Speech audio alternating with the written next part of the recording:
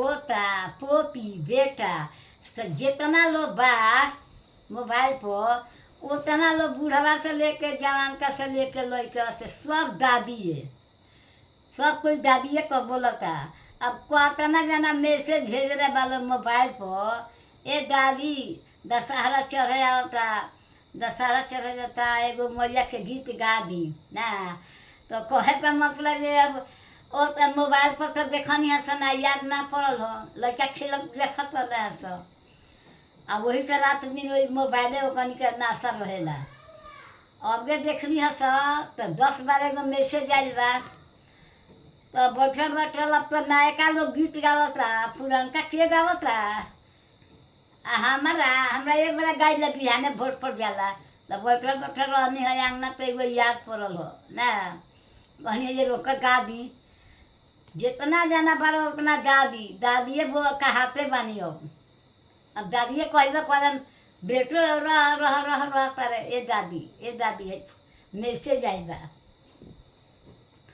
तो एगो गीत गा देता नहीं मैया के।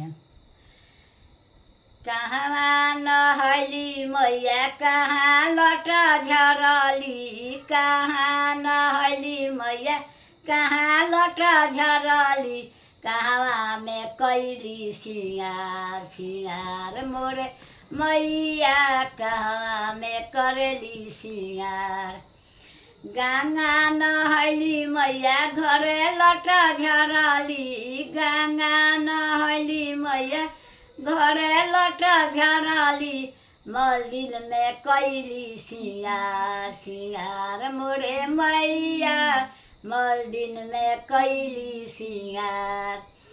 इहो सिंगरवा मैया पतहिया के दीती इहो सिंगरवा मैया बेटिया के दीती जल में ये हवा सिंगार मोरा मैया मंदिर में कैली सिंगार। इहो सिंगरवा मैया पोतिया के दीती इहो सिंगरवा मैया नतिन पतहिया के दीती जल में ये हवा तो मोरे मैया मंदिर में कैली सिंगार। इहो सिंगरवा मैया नैहर में दीती इहो सिंगरवा मैया जगही दीती जल में ये हवा सिंगार मोरे मैया मंदिर में कैली सिंगार। इहो सिंगरवा मैया गंगा में दीती इहो सिंगरवा मैया जवरवा में दीती जल में ये हवा तो मोरा मैया मंदिर में कैली सिंगार सिंगार मोरे मैया मंदिर में कैली सिंगार।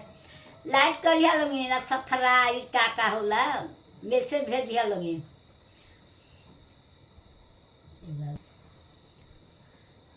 सब जना पोता या बेटा लोग कहता एक नाराज मत बुझिए लोगी जे सब गीत में नाम ना धरला एगो बियाहे शादी में धराला संध्या पराती में धराला। लेकिन सब जना कहते रहे दादी हमरा नाल से गीत आई तो हमरा नाल से गीत आई हम केवा नाल धरी हमरा ना बुझाला। ऐसे जो हम तो दिन भर लड़के संग में रही आ कबो कबो बैठी ले कबो याद आवेला चाहे पढ़े जाला तो वहीं अपन कुछ करत रही गावत रही सुत रही। अब 80 बरस के 90 बरस के पुरनिया के इतना दिमाग बा जे सोच धैले मानी बियाह सैले ना है जब याद पड़ल तब पहले जे 10 गा दी।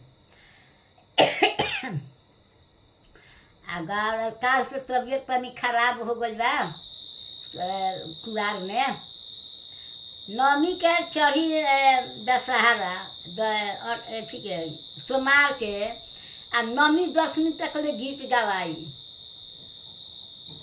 जेमा याद पड़ी तेमा गा देम ना याद पड़ी तो का गाए। अब हम गनी गीत से केहू ना गोलक मैया के आया देखो तो ये सारा भोर पड़ गई बा। बेटी पतो कहता जे बड़ा बढ़िया बढ़िया गीत गावत रहनी है। और का हो गइल गीत, हम जब गत गीत सब घोल पड़ल जाता। एगो गीते बा, बातो याद नहीं के पड़ो, सामान धर तनी उहो याद नहीं के पड़ो, का करी।